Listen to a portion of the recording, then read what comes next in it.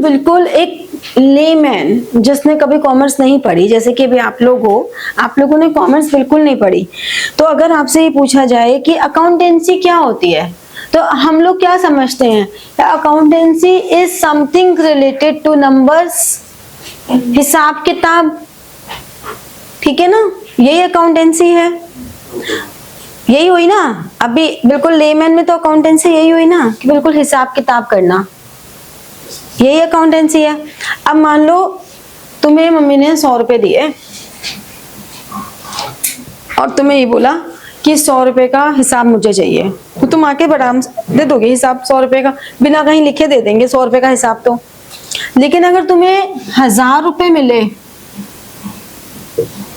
तब थोड़ा सा शायद सोचना पड़ेगा 1000 रुपए का, हालांकि ज्यादा नहीं सोचना पड़ेगा, आज की महंगाई के जमाने में 1000 रुपए यूं ही खर्च हो जाते हैं घर से निकलते ही, तो आप फिर भी बता ही दोगे। लेकिन अगर ये 1 लाख रुपए हैं और इसका हिसाब बोला जाए तो फॉर श्योर आपको लिखना ही पड़ेगा कि 1 लाख रुपए कहाँ खर्च हुए, मैंने कितने की शॉपिंग की, कितना इन्वेस्ट किया, कितने का दान किया, everything you need to right. 1 lakh रुपए का हिसाब तुम्हारे हाथों पे नहीं होगा अनलेस एंड अनटिल हमने गोल्ड ना खरीद लिया हो। अगर गोल्ड खरीदे तो फिर कोई दिक्कत ही नहीं है, 1 लाख रुपए में क्या ही गोल्ड आएगा, बस और कुछ आ ही नहीं पाएगा, इतना गोल्ड महंगा हो रहा है। बट अगर तुमसे बहुत सारे, तो तुम्हें समझना पड़ेगा कितना खाने पीने में किए, कितने शॉपिंग में किए, सब कुछ, तो तुम्हें इसका ढंग से लिखना पड़ेगा। और यही अमाउंट अगर 1 करोड़ हो तब तो तुम्हें प्रॉपर एक हेड बना के कि भाई इतना यहाँ खर्च हो रहा है, बहुत ही ज्यादा सिस्टमैटिक हिसाब लिखना पड़ेगा। यानी कि जैसे जैसे अमाउंट बढ़ रहा है हमें ज्यादा ऑर्गेनाइज्ड, ज्यादा सिस्टमैटिक होना पड़ रहा है ना? तो यही अकाउंटेंसी है। अकाउंटेंसी बेसिकली एक सब्जेक्ट है।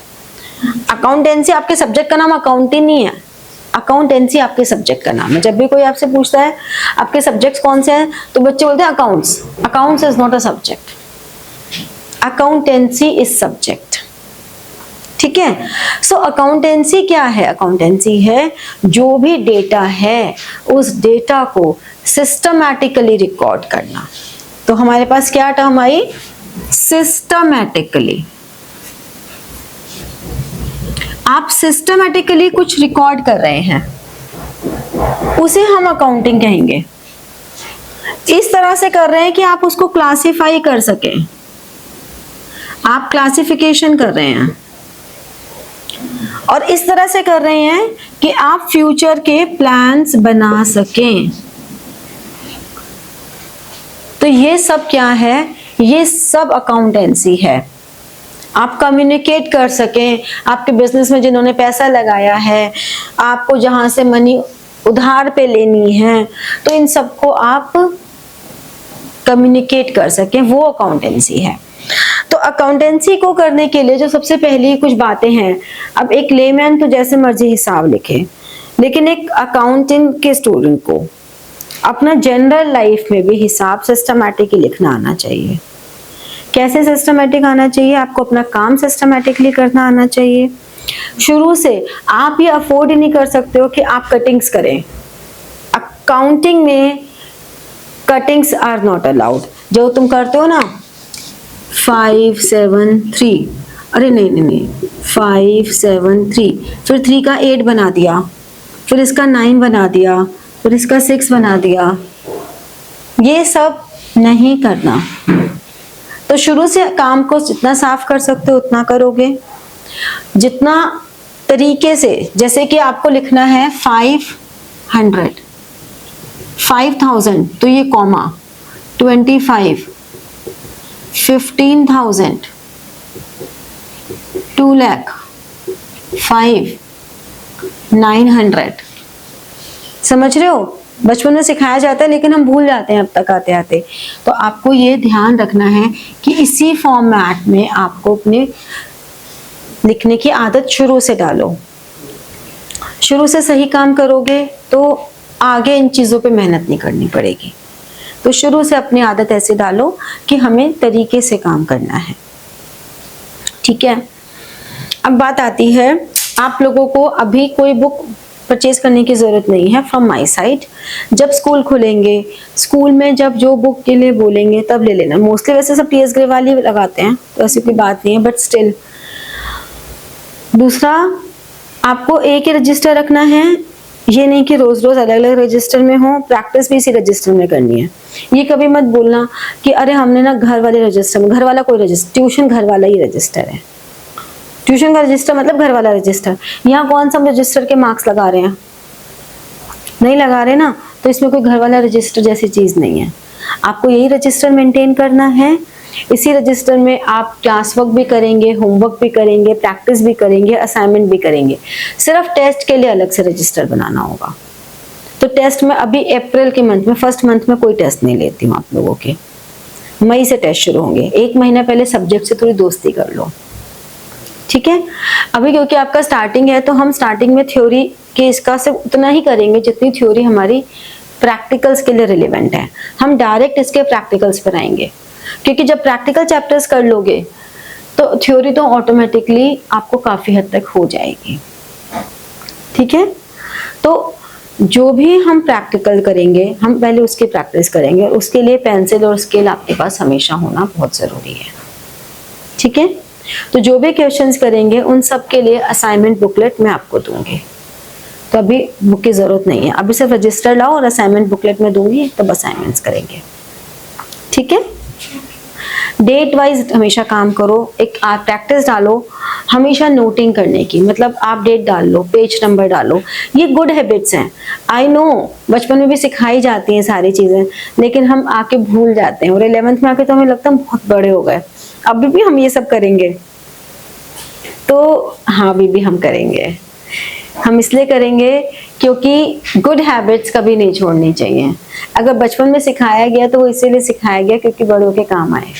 तो हमें कुछ चीजें, और ये आपको लॉन्ग रन में बहुत बेनिफिट देती हैं, ये प्रैक्टिसेस बहुत बेनिफिट देती हैं, ठीक है। तो सबसे पहले इस अभी आपका जो शुरू के 2-3 महीने है ना, वो बेसिकली समझ लो कॉमर्स के लिए ना एक नर्सरी क्लास है। मतलब आप बिल्कुल बेबीज हो, नर्सरी वाले जिनको कुछ भी नहीं आता होता, तुम बिल्कुल बेसिक से, टर्मिनोलॉजी से शुरू करेंगे कि क्या टर्म्स होती हैं जो अकाउंट्स में बहुत कॉमनली यूज्ड होती हैं, बहुत ही बेसिक सी टर्म्स, ठीक है। हम उन बेसिक टर्मिनोलॉजीज पे काम करेंगे और साइमल्टेनियसली हम थोड़े थोड़े कॉन्सेप्ट्स भी करते रहेंगे, ठीक है।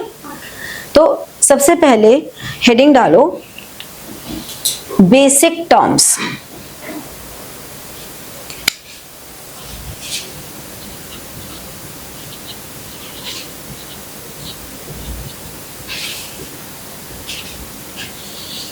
बेसिक टर्म्स कौन सी होती हैं, सबसे पहले हम ये करेंगे कि हमारी बेसिक टर्म्स क्या होती हैं। तो बेसिक टर्म में सबसे पहले तो अकाउंटिंग, अकाउंटेंसी, यही बेसिक टर्म क्या होती है यही पता होना जरूरी है। तो क्या है अकाउंटिंग हमारे लिए, अभी मैंने बताया नंबर्स को लाइक कोई डेटा होता है उसको सिस्टमैटिकली लिखना, और लाइक जिससे हम उस डेटा को कम्युनिकेट इजीली कर सकें। जिससे कि जो भी हमारे स्टेक होल्डर्स हैं, स्टेक होल्डर्स मतलब जो भी हमारे यूजर्स हैं, यूजर्स हमारे इंटरनल यूजर्स भी होते हैं, एक्सटर्नल यूजर्स भी। जैसे हमारी मैनेजमेंट है, हमारा प्रोप्राइटर जो है वो इंटरनल यूजर्स हैं, हमारे कस्टमर्स हो गए, हमारे बैंक हो गया, गवर्नमेंट हो गई, जनरल पब्लिक हो गई, वो एक्सटर्नल यूजर्स हैं। उन्हें पता लग सके कि आपकी ऑर्गेनाइजेशन कैसे काम कर रही है। अभी नोटिस करना, न्यूज़पेपर किस किस के घर में आता है, सबके में आता है ना। नोटिस करना, अभी अप्रैल शुरू हो गया, अप्रैल एंड तक न्यूज़पेपर में और ऐसे लिखा हुआ आएगा audited income statement, balance sheet, ऐसे लिखा हुआ आएगा। वो क्यों लिखा हुआ आता है? क्योंकि legally this is compulsory to disclose your profits. आप अपने स्ट्रैटेजीज में डिस्क्लोज करो, आप अपना कुछ ऐसा मत डिस्क्लोज करो जो आपके पॉइंट्स ऐसे हैं जो आपकी स्ट्रैटेजीज को बताएं, वो मत डिस्क्लोज करो। बट आपको अपना प्रॉफिट लॉस स्टेटमेंट, आपके पास क्या क्या असेट्स हैं, आपके ऊपर क्या क्या ऑब्लिगेशंस हैं पे करने के लिए, वो सब आपको बताना जरूरी होता है, ठीक है। सो अकाउंटिंग क्या है? अकाउंटिंग हमारा एक systematic way of recording transactions है। और कौन सी ट्रांजैक्शंस? Monetary transactions. कोई भी ऐसी ट्रांजैक्शन जो मनी में कन्वर्ट नहीं हो सकती वो हम नहीं लेते। जैसे कि हमने कितनी सेल की, हम वो लेंगे। अगर एक दूध वाले ने कहा कि मैंने आज 100 लीटर दूध बेचा, ठीक है, तो वो कहीं रिकॉर्ड नहीं हो सकता। क्योंकि एक ज्वेलरी शॉप वाले ने कहा मैंने तो, अच्छा तुमने 100 लीटर दूध बेचा, मैंने तो 2 ही डायमंड रिंग बेची। भाई उसका 100 लीटर दूध और ये 2 डायमंड रिंग, वैल्यू तो देखो दोनों की। तो ऐसे में हम इनको नहीं कर सकते। हमने बहुत मेहनत की, जैसे तुमको ऐसे बोलते ना मेहनत क्या कर रहे हो, मार्क्स तो नहीं दिख रहे।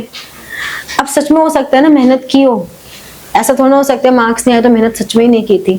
कई बार ऐसा हो जाता है कि हम बहुत मेहनत करते हैं फिर भी हमारे मार्क्स नहीं आते, और कई बार किसी ने बहुत कम मेहनत की होती है और उसके मार्क्स आ जाते हैं। ऐसा भी देखा है ना, हो जाता है। तो बात ये है कि हम तो मार्क्स को देख रहे हैं, हम कंपैरिजन मार्क्स से कर रहे हैं।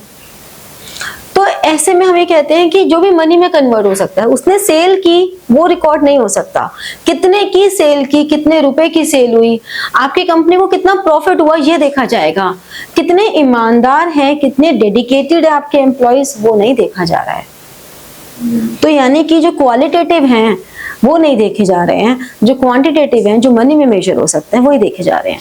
तो हम क्या कह रहे हैं कि अकाउंटिंग क्या है? अकाउंटिंग एक systematic way of recording all the monetary transactions, ठीक है ना, systematic way of recording all the monetary transactions. तो हमारे पास क्या क्या चीजें और आ गई? रिकॉर्डिंग आ गया,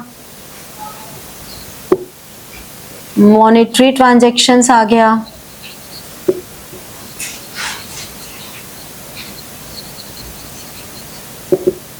ये सब आ गया, ठीक है। तो ये सब हमारा अकाउंटिंग के डेफिनेशन के कीवर्ड्स हैं, समझे? ये सारे कीवर्ड्स हैं अकाउंटिंग के डेफिनेशन के। तो आप कीवर्ड्स पहले लिख लीजिए ये सारे, फिर हम इसकी टर्मिनोलॉजी स्टार्ट करते हैं। अब हमारी पहली टर्म जो हम करेंगे, असेट्स। आई थिंक ये टर्म सबको पता तो होगी। असेट्स क्या होते हैं? Valuables, property. हाँ, मतलब जैसे कि ये बोर्ड मेरा असेट है, ये एसी मेरा असेट है। एनीथिंग जिसपे मेरी ओनरशिप हो, मैं उसको यूज कर रही हूँ, वो मेरी असेट है। मेरी property, my valuables, anything through which I earn profit, वो भी मेरी असेट है। तो असेट का मतलब क्या हुआ कि अब हम बिजनेस के कंटेक्स्ट में कहें तो असेट का मतलब हुआ जिसकी ओनरशिप आपके पास हो, यानी कि राइट टू यूज, आपके पास राइट है यूज करने का। Which helps in earning profit, profits को अर्न करने में हेल्प करता है। या विच इंक्रीजेस अर्निंग कैपेसिटी, जो अर्निंग कैपेसिटी को हमारी इंक्रीज कर रहा है वो सब हमारे लिए असेट्स हैं, ठीक है। असेट्स को हम डिवाइड करते हैं, एक होते हैं करंट असेट्स, एक non current asset. Very good. वो हर्षिका के दीदी के घर में गया था ना, हाँ, उन्होंने कोई टेबल की दिखलाई थी, मैंने उनसे पूछी थी और बहुत सारे थे, टेबल की थी, बदल बदल के मैंने पूछे थे, तो उसमें ये था। नॉन करंट एसेट्स, एक होते हैं करंट एसेट्स, एक होते हैं non current assets. Current assets कौन से होते हैं? इन्हें हम फ्लोटिंग एसेट्स भी कहते हैं।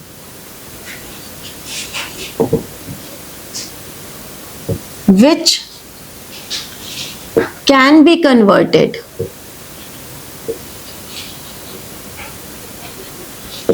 in cash within a year। वैसे तो जब हम 12th में पढ़ते हैं तो हम और डीप में इसमें जाते हैं लेकिन अभी क्योंकि आपके लिए बिल्कुल फर्स्ट क्लास है, तो हम बिल्कुल इजी लैंग्वेज में करेंगे जो आपको इजीली अंडरस्टूड हो जाए।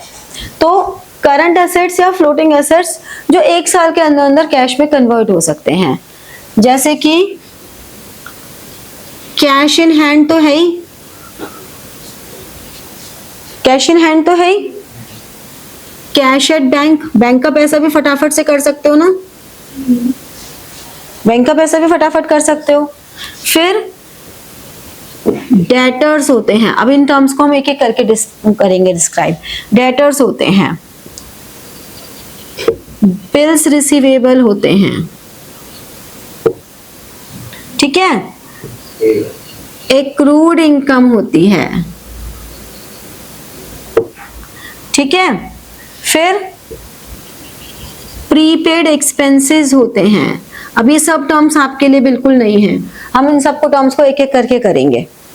इन दोनों को मिला के कंबाइंडली हम कहते हैं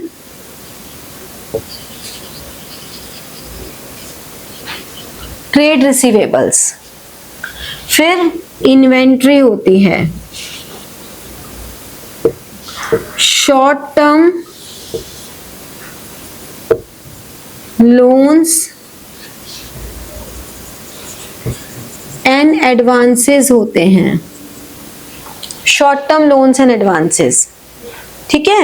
ये सब वो हैं असेट्स जो कि 1 साल के अंदर अंदर कैश में कन्वर्ट हो सकते हैं। अभी एक एक के बारे में हम डिटेल में करेंगे। नॉन करंट एसेट्स जो कि लॉन्ग टर्म के लिए होते हैं, ठीक है ना, जो हम यूज करते हैं फॉर अर्निंग मोर, इनको हम यूज करते हैं ज्यादा और अर्न करेंगे इसके लिए। नॉन करंट एसेट्स में एक होते हैं टेंजिबल एसेट्स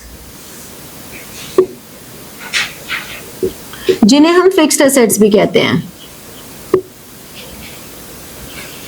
और एक होते हैं intangible assets.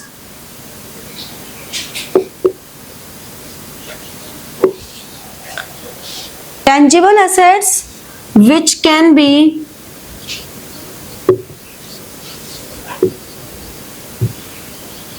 seen or touch।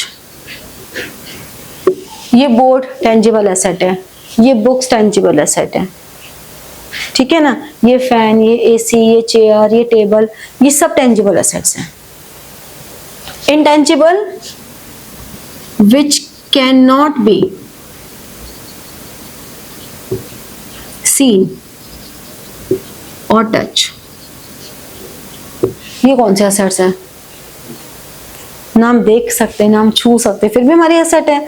Asset है मतलब फिर भी उनसे हमारी अर्निंग बढ़ रही है। ये कौन से एसेट है? स्टॉक तो क्यों? बट देख सकते हैं, हाँ देख सकते हैं, बट देख सकते हैं। ये सिर्फ फील हो सकते हैं, ओनली फेल्ट। लाइक जो स्किल्स होती है वो तो कैसे? वो अर्निंग में हेल्प करती है, और जैसे कि मेरी टीचिंग स्किल है, मेरी अर्निंग में हेल्प कर रही है। तो सिर्फ स्किल से क्या होता है? बहुत सारे स्किल लोग हैं बेचारे बैठे हैं, कोई नहीं जाता उनके पास, कुछ नहीं है।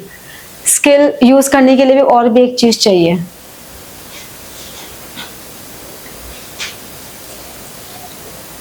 चलो मैं लिखती हूँ, तुम रिलेट करो।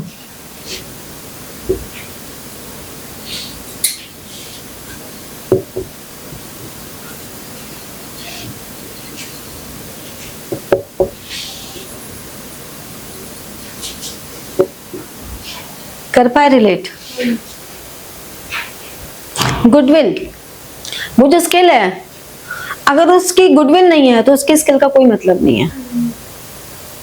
वो स्किल तभी बेनिफिशियल है, अर्निंग बढ़ाएगी, जब उसकी गुडविल है, ठीक है। कॉपीराइट्स, पेटेंट्स, ये हमारे इंटेंजिबल एसेट्स हैं। हम इनको फील कर सकते हैं कि हाँ ये कॉपीराइट है।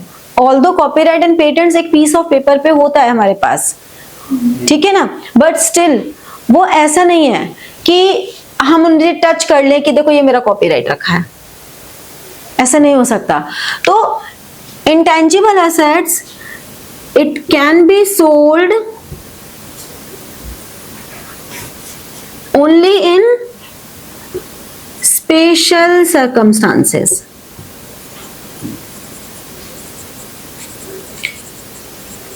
कुछ स्पेशल सर्कमस्टांसेस हैं जिसमें कि हम उन्हें सोल्ड कर सकते हैं, अदरवाइज जनरली सोल्ड नहीं करते हम। ठीक है, जैसे कि सॉफ्टवेयर डेवलपमेंट हो गई, सॉफ्टवेयर्स भी आपके इंटेंजिबल एसेट्स हैं, आप फील कर सकते हो। एप्स वगैरह हैं,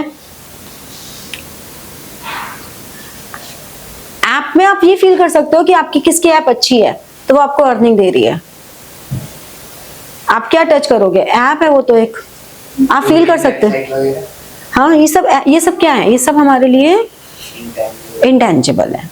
ठीक है, टेंजिबल में क्या है, लैंड हो गई, बिल्डिंग हो गई, फर्नीचर हो गया, व्हीकल हो गया, ठीक है ना, मशीनरी हो गई, ये सब हमारे टेंजिबल एसेट्स हैं जिनको हम, प्लांट हो गया, ठीक है ना, ये सब हमारे लिए टेंजिबल एसेट्स हैं। समझ में आए? एसेट्स और भी तरह के होते हैं, बट अभी पहले ये लिख लो, फिर हम और एसेट्स भी करेंगे। टेंजिबल एसेट्स के नीचे एक लाइन लिखो, फिक्स एसेट्स के नीचे, that fixed assets these are subject to depreciation।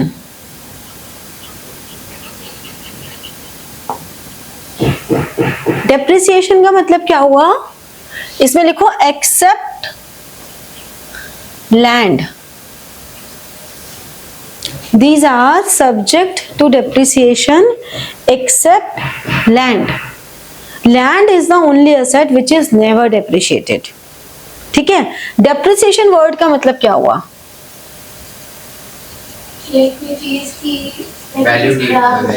हाँ, decrease in value, decrease in value of asset due to passage of time. Time के साथ साथ आप इस्तेमाल भी नहीं करोगे। मान लो मैं चेयर ले आई, अरे चेयर रखी है बहुत दिन तक रखी है, कोई नहीं बैठ रहा, रखी है, फिर भी सप्लाई की तो भी बात ही नहीं कर रहे हम, तो ये कह रहे हैं एक चेयर तुम खरीद के लेकर आ गए, एक गाड़ी तुमने खरीदी, चलाई नहीं, शोरूम से निकाली, घर के बाहर खड़ी करी और खड़ी है सालों तक, तब भी वो डेप्रिशिएट तो होगी, खड़े हुए भी होगी कि नहीं होगी। Passage of time, usage, use करेंगे तब तो वो डेप्रिशिएट होगा ही होगा। वियर एंड टियर, टूट फूट भी होगी। कोई भी एसेट जब यूज होगी तो टूटेगी भी, ठीक है। तो इसलिए हम कहते हैं कि डेप्रिसिएशन किसी भी रीजन से हो सकता है, ठीक है। क्लियर हुआ, समझ में आया फिक्स एसेट्स क्या होते हैं, डेप्रिसिएशन क्या होता है। लैंड कभी डेप्रिशिएट नहीं होती है, जमीन की वैल्यू कभी खत्म नहीं होती है, जमीन हमेशा बढ़ेगी। बिल्डिंग और लैंड में डिफरेंस है, बिल्डिंग डेप्रिशिएट हो सकती है, हमारी जो जमीन है इसके ऊपर जो बिल्डिंग बनी है ये डेप्रिशिएट हो सकती है, लेकिन लैंड कभी डेप्रिशिएट नहीं होगी। फाइन। फिर हम बात करते हैं जो करंट एसेट्स में थे। पहले हमने लिखा था cash in hand. Cash in hand कौन सा है, जो कैश मेरी पॉकेट में है, मेरे हाथों में है। कैश एट बैंक, जो बैंक में है। फिर हमने एक टर्म लिखी थी डेटर, इसे हम पढ़ते हैं डेटर। डेटर कौन है, to whom goods are sold on credit, जिनको हमने क्रेडिट पे गुड्स सोल्ड की हैं। To whom goods are sold on credit, मतलब उधार पे, क्रेडिट मतलब उधार पे, और गुड्स वर्ड का मतलब है मर्चेंडाइज, मर्चेंडाइज मतलब इन विच बिजनेस डील,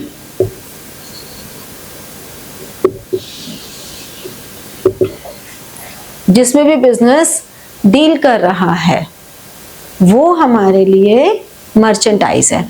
जैसे कि मान लो मेरा कंप्यूटर्स का बिजनेस है, तो मेरे पास अगर बहुत सारे कंप्यूटर रखे हैं तो मेरे गुड्स हैं, लेकिन जो कंप्यूटर मैं अपने बिल्स बनाने के लिए इस्तेमाल में ले रही हूँ वो मेरी एसेट है, टेंजिबल एसेट है। अगर फर्नीचर का बिजनेस है तो हमारे पास जितने फर्नीचर रखा है वो सारा गुड्स हैं, लेकिन जो फर्नीचर मैंने अपने कस्टमर्स को बिठाने के लिए या अपने ऑफिस में रखा है खुद के बैठने के लिए वो मेरी एसेट है। तो डिफरेंस समझ में आया कि same item can be goods और same item can be asset, depend करता है उसकी नेचर क्या है, हम यूज क्या कर रहे हैं, डिपेंड्स ऑन द यूसेज जो उससे मिल रही है। तो डेटर्स कौन हुए? डेटर्स कोई एक इंडिविजुअल पर्सन भी हो सकता है या कोई फर्म भी। डेटर कोई भी हो सकता है, कोई इंडिविजुअल, कोई फर्म, कोई भी हो सकता है डेटर। तो डेटर मीन्स जिनको हमने गुड्स क्रेडिट पे बेचे हैं वो हमारे लिए डेटर्स हैं, ठीक है। To whom goods are sold on credit, वो डेटर्स हो गए। Got it? यानी कि अब ये जो डेटर्स हैं, हमने उधार पे सामान बेच दिया, अक्षय ने बेच दिया लक्ष्य को, ठीक है। अब अक्षय ने कहा भाई मैं तेरे को जानता नहीं हूं, तू भाग गया तो पैसे नहीं दिए तो। लक्ष्य ने कहा भाई कहीं नहीं जा रहा, यही हूं, फिर भी मैं भरोसा कैसे करूं। तो उस भरोसे के लिए हमने कहा कि लीगल डॉक्यूमेंट बना लेते हैं। उस लीगल डॉक्यूमेंट में ये लिख देंगे कि भाई लक्ष्य को इतना पैसा देना है, इतने दिन बाद देना है। लक्ष्य ने कहा हाँ भाई इसमें क्या दिक्कत है, मुझे तो देना ही है, ले बना ले डॉक्यूमेंट, बड़ी अच्छी बात है। बना लिया डॉक्यूमेंट। अब उस डॉक्यूमेंट की एक कॉपी इसके पास रही, अक्षय के पास, एक कॉपी लक्ष्य के पास रही, एक कॉपी कोर्ट में जमा हो जाती है, जिससे कि अब सिक्योर्ड हो गया। तो वो डेटर जिसको कि हु हैज टू पे money,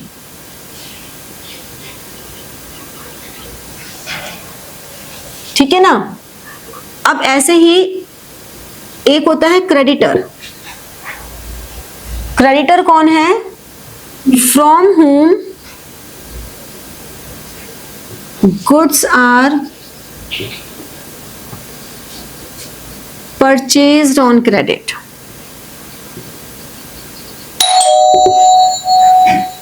From whom goods are purchased on credit। और ये कौन है? जैसे who has to pay money, ये है who has to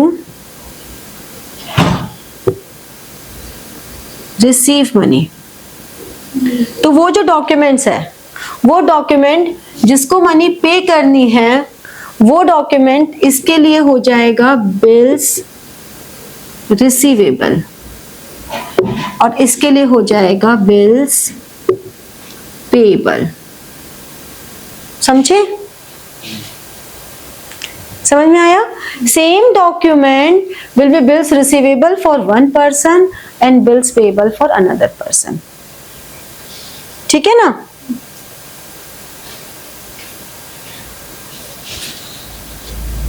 उल्टा बोल दिया मैंने। डेटर वो है जिसको पैसे देने हैं, तो इसके लिए वो बिल्स पेएबल है, और क्रेडिटर वो है जिसको पैसा लेना है, उसके लिए बिल्स रिसीवेबल है।